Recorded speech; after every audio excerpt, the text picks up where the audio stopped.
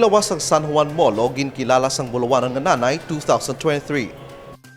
Ing grande ang pagtapos sang bulan sang Mayo, kadungan sang pagpasundayag sa mga nanay sa programa sang Iloilo City Government nga Search for Bulawanon nga Nanay 2023. Ini ang tuigan nga programa sang Iloilo City Government sa pagpanguna sang CSWDO para makilala kag mahatagan sang importansya ang mga Iloy. Ini man ang kadungan sa Mother's Day celebration sa syudad sang Iloilo. Sa programa, nagtambong gid si Mayor Janet Treñas nga nagdayaw sa kapisan sa mga Iloy sang sulod sang Panimalay. Bugos man ang suporta sang Iloy sang syudad nga si Mrs. Rosalie Sarabia Treñas. Para sa First Lady, dalayawon gid ang mga Iloy bangod masarangan sa mga ini nga napadako ang ila kabataan apisar sa mga pagpanghangkat sang kabuhi. Ini na ang ika-15 katuig sang program nga naghatag gid sang pagdayaw sa mga Iloy. Kindeklara nga grand winner si Mrs. Socorro Palma sang Barangay San Juan Molo. First runner-up si Mrs. Mamerta Villanueva sang Barangay Zamora Milleza City proper. Kag second runner-up naman ang tiglawas sang Barangay Cuartero Haro nga si Mrs. Corazon Maharocon.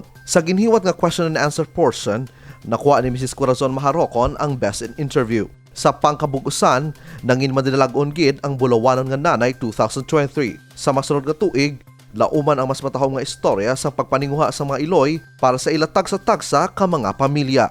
Kevin Patrick Casipe para sa Level Up Patrol.